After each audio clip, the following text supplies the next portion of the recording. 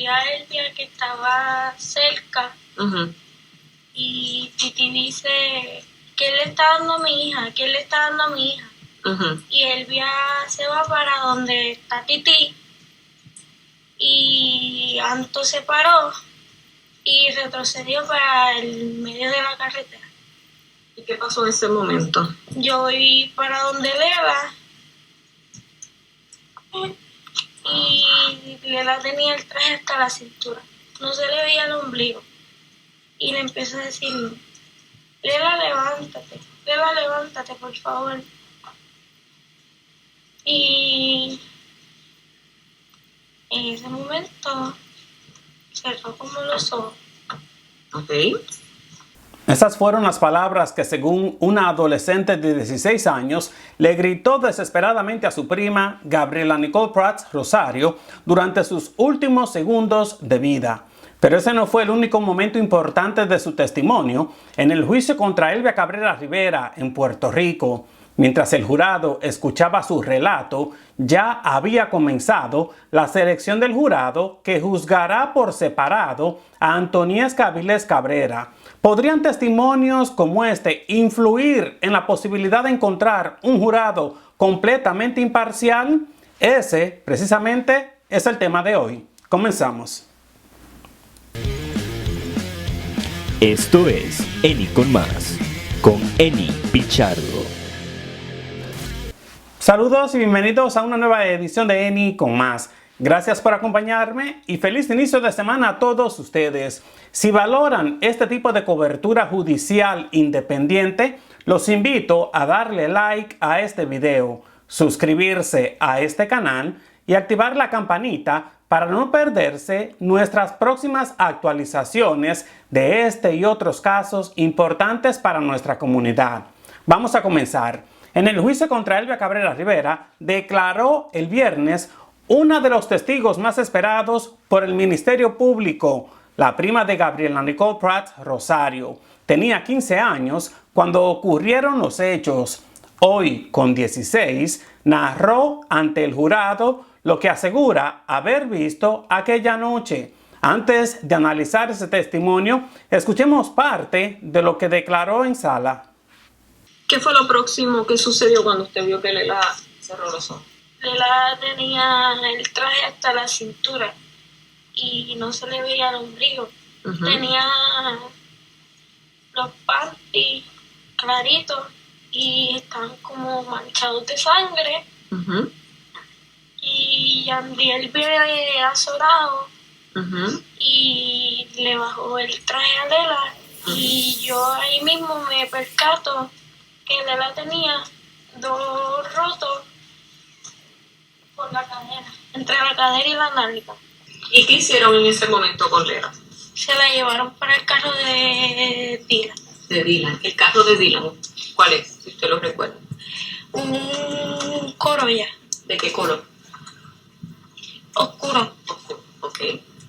Cuando estoy recogiendo la chancleta de Paola, Elvia se acercó, con una mano coge su cartera Coach grande y con la otra un objeto del suelo, como intentándolo ocultar. Ok, ese objeto que Elvia estaba cogiendo del suelo como intentándolo ocultar, yo le pregunto si usted nos podría decir que usted pudo observar de ese objeto. Que era finito. Ok. ¿Y por qué usted dice que lo estaba intentando ocultar? Por cómo lo cogió. ¿Cómo lo cogió? Así, como lo cogió, como así. Puede levantarse, porque no sé si la dama y el caballero... Un momento, si nos autoriza, siéntese.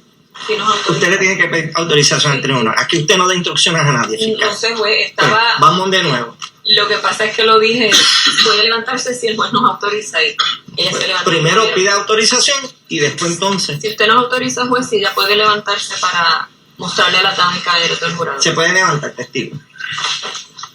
Y ya lo que hizo fue que con una mano cogió la cartera y con la otra a la misma vez la cosa que estaba tirada.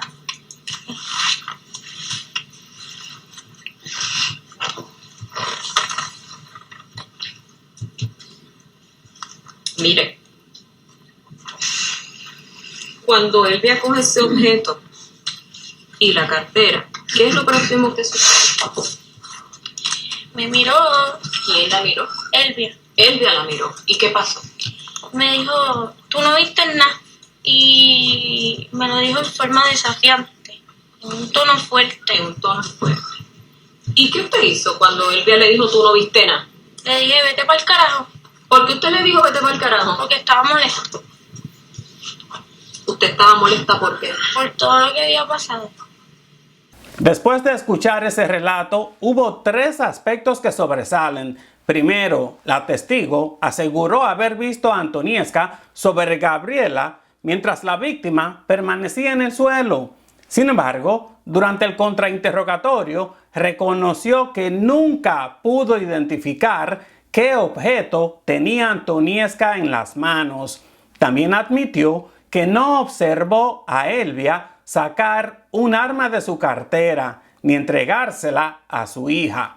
Este detalle cobra importancia porque otros testigos han descrito una secuencia distinta de los hechos.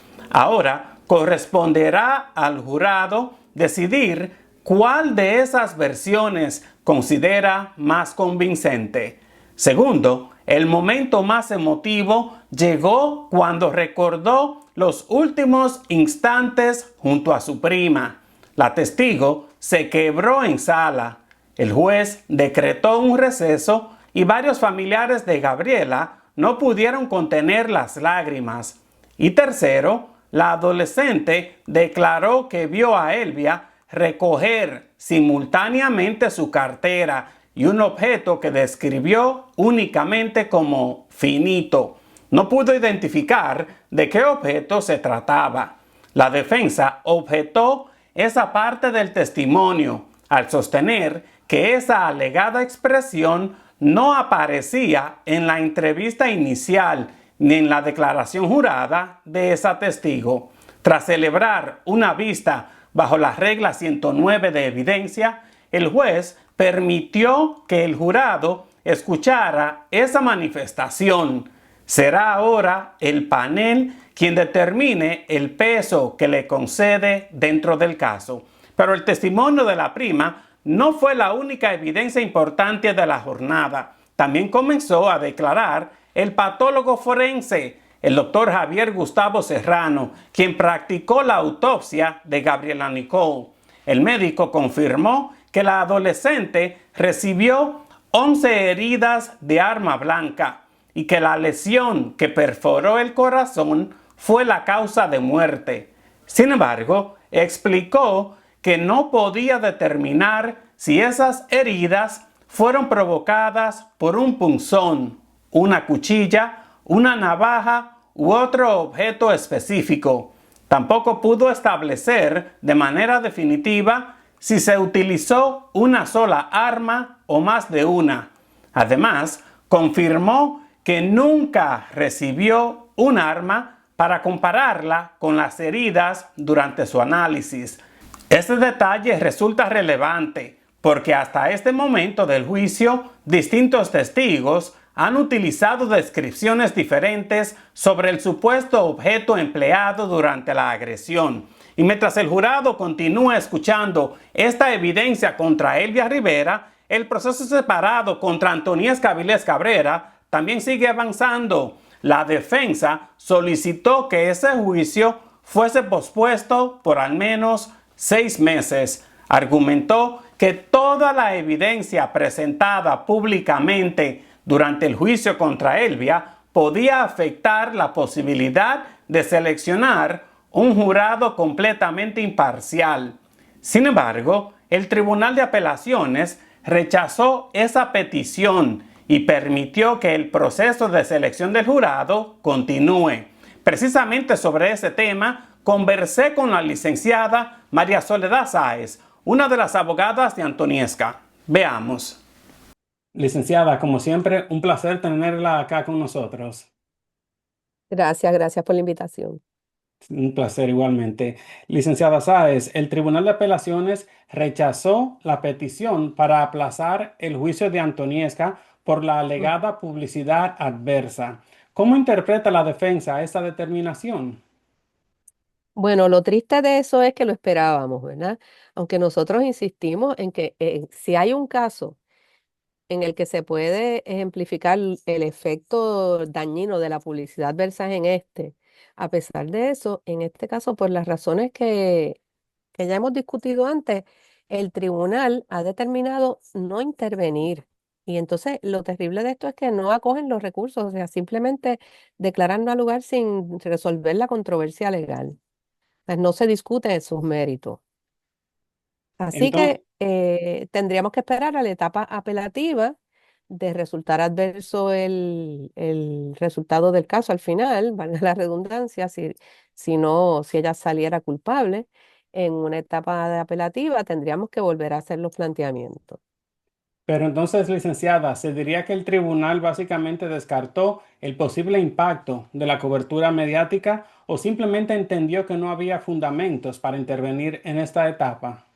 Ellos lo que entendieron fue que había que darle paso a la selección del jurado y ver si en un proceso de Guadir, o sea, haciendo unas preguntas, me imagino yo, que están asumiendo que el juez nos va a dar el espacio que se requiere para hacer un boadir más específico y dirigido y poder entonces identificar los efectos de la publicidad adversa en esos candidatos. Pues que entonces más adelante, si no se puede seleccionar ese jurado, pues ahí nosotros tendríamos que volver a plantear la situación.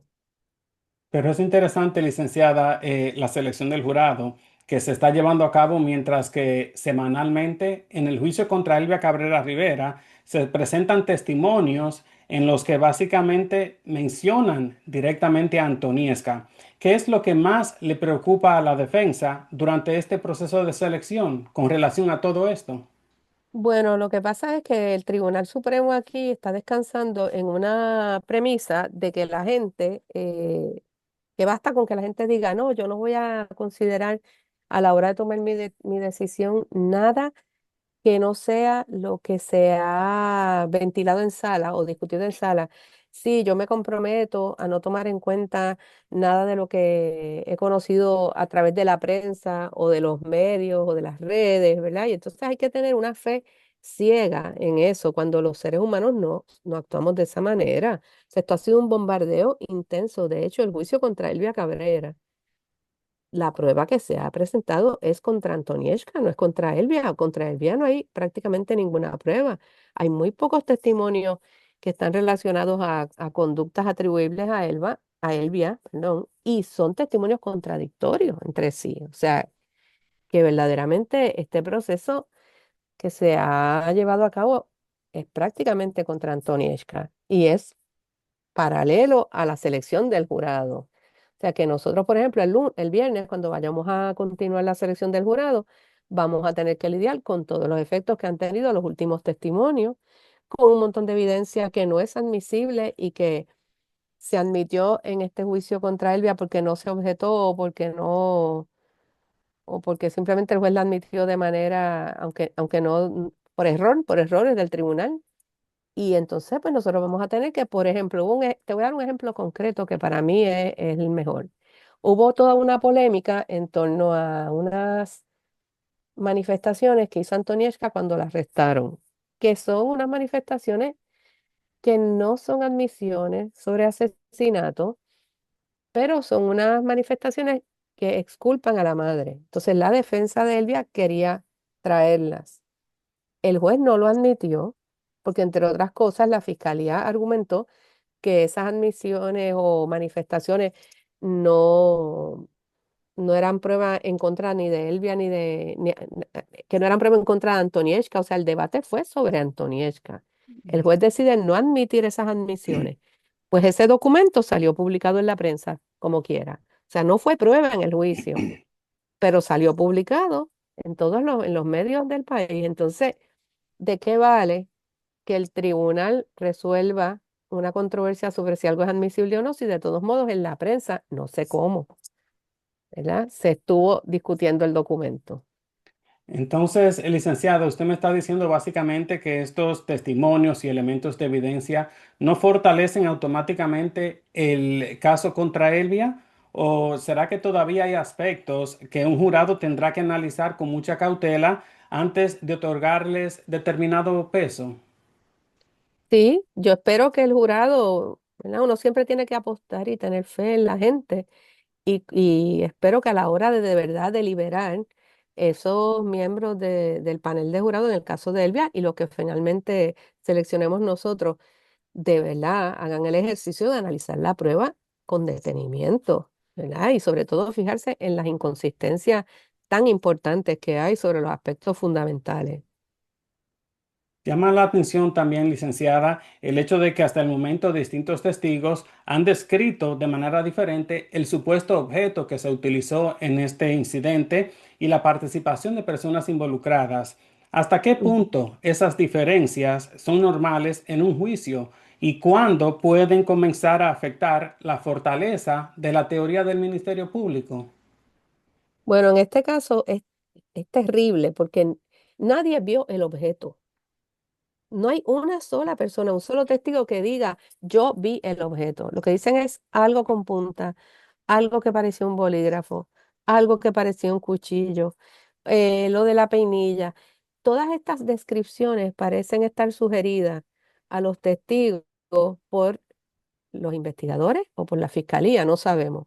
Pero da la impresión de que alguien le ha puesto esas palabras en la boca. Y hubo un testigo que declaró que los fiscales le habían indicado, que una de las fiscales le había indicado cómo describir ese objeto. Y eso, l- que es una cosa tan importante, debió haber paralizado el procedimiento, a mi juicio. O sea, si uno está viendo un juicio criminal y una testigo bajo juramento declara, una testigo de cargo importante declara que las cosas que está diciendo las está diciendo porque los fiscales le dijeron que lo dijera, eso debería preocupar, en primer lugar, a la secretaria de Justicia. Sin embargo, aquí la actitud del Departamento de Justicia fue decir que eso no pasaba así, que en su experiencia, dijo la subsecretaria, ella nunca había visto que los fiscales le sugirieran a nadie nada y que ellos no iban a investigar. Entonces, eh, imagínate, si estamos hablando de que se utilizó un arma y si hubiera un solo testigo que dijera, no, yo la vi, era parecido a un bolígrafo, pues podría ser. Pero aquí es que tenemos 3 o 4 testigos que describen objetos distintos. Y eso se llama en derecho duda razonable. Eso no es más nada que eso. O sea, no hay prueba más allá de duda razonable de que allí se utilizara en ese momento ningún arma. Es más, con todos los testigos que han declarado hasta ahora, ningún testigo declara que viera a Antonieshka apuñalar a nadie. Y un Siempre testimonio. dicen dando golpes, dando puños, pero apuñalar, agarrada por el pelo, peleando con otra gente, ¿verdad? Pero ese momento nadie lo vio. Entonces es llamativo que haya tantos testigos de los hechos y que ninguno haya visto el hecho que pretenden probar. Entonces hay que probarlo por inferencia, ¿verdad? Por alegada evidencia circunstancial. Pero si la evidencia circunstancial es verdad que es evidencia válida, pero tiene que ser una evidencia coherente, no puede ser contradictoria y un tes- tampoco puede ser, es verdad, como en este caso pasa mucho, que es evidencia que a uno le da la impresión que a veces los testigos están ofreciendo esa evidencia para exculparse ellos de ciertas participaciones. O sea, todo eso está pasando aquí. Y un testimonio que llama mucho la atención fue el de la semana pasada del patólogo forense, quien confirmó Ujú, que Gabriela Nicole murió por heridas de arma blanca, pero indicó que no podía identificar el objeto específico que las produjo, ni establecer si se utilizó una sola arma. ¿Cómo puede ujú. entonces valorar un jurado esa prueba o compararla con las distintas versiones ofrecidas por los testigos? Claro, y es que lo que declara el patólogo, que es una evidencia científica, ¿verdad? Porque él está, perdón, él es un perito y está basando su testimonio en su análisis forense del cuerpo de la joven. Y él lo que dice claramente es que él no puede descartar, lo dijo desde la vista preliminar, él no puede descartar que se haya usado más de un arma, él no puede descartar que haya habido más de un atacante, pero el patólogo no puede hablar sobre los hechos, él lo que puede hablar es sobre lo que él observa en ese examen de ese cuerpo. Entonces, el testimonio que hace el patólogo, que da el patólogo unido a los testimonios de todos los testigos, porque en eso sí han sido todos consistentes, que haya habido una pelea, un motín, que varias personas agredieron a la joven, ¿verdad? Si se juntan esos testimonios, pues verdaderamente aquí no hay prueba ninguna que pueda decirse que más allá de dudas razonables se sabe quién provocó la muerte de esa joven allí. Y licenciada, a pesar de los rechazos del Tribunal de Apelaciones y del Tribunal Supremo, ¿existen otros recursos que quizás la defensa podría acoger para quizás proceder de forma más preparada para este proceso? Bueno, nosotros, como siempre hemos dicho, estamos agotando todos los recursos disponibles y estamos haciendo nuestra investigación y vamos paso a paso. Y, ¿verdad? Todos los recursos legales que tenemos disponibles los vamos a utilizar. Las etapas apelativas, ese es nuestro trabajo, esa es nuestra función y es lo que vamos a seguir haciendo.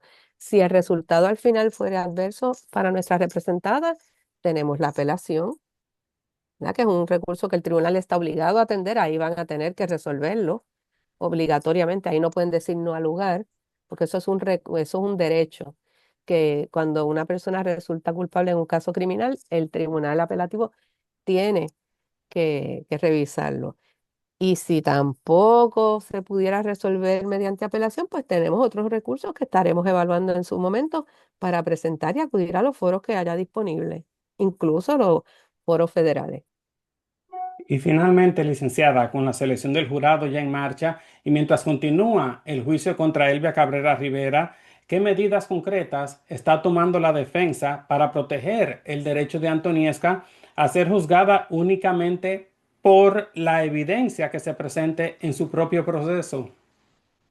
Pues ahí estamos haciendo lo que hemos hecho desde el principio, preparándonos, yendo preparadas, leyendo, estudiando los planteamientos de derecho que podemos ir anticipando, pero lamentablemente eso no está en nuestro control, ¿verdad? Si el tribunal no protege los derechos, o sea, si nosotros hacemos una objeción que procede y el tribunal la declara no al lugar, eso nosotros contra eso no podemos hacer nada.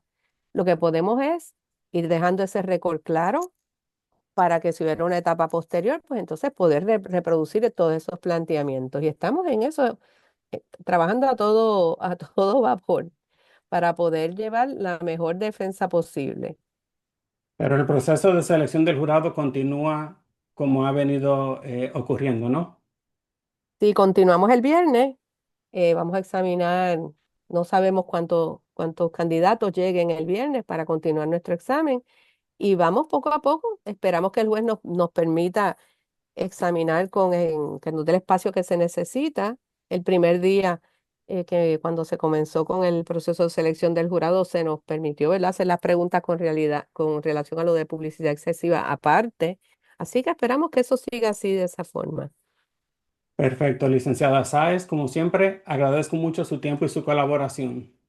Muchas gracias a usted. Las expresiones de la licenciada ayudan a entender que el debate ya no gira únicamente alrededor de la credibilidad de los testigos. También plantea una interrogante procesal importante: si la amplia exposición pública de la prueba presentada en el juicio contra Elvia puede influir en quienes eventualmente integren el jurado del caso contra Antoniesca. Por ahora, el Tribunal de Apelaciones entendió que no existían fundamentos para detener ese proceso, por lo que la selección del jurado continúa. Y ahora quiero conocer la opinión de ustedes. Después de semanas de testimonios públicos relacionados con este caso, ¿cree usted que todavía es posible seleccionar un jurado completamente imparcial para juzgar a Antoniesca? Deje su opinión con respeto, que yo la leo en los comentarios. Gracias por acompañarme. No olvide darle me gusta, suscribirse a este canal en YouTube para recibir siempre información veraz y oportuna y compartir este video para que más personas reciban esta información. Yo soy Eni Pichardo y esto es Eni con Más, un breve informativo, siempre con la verdad.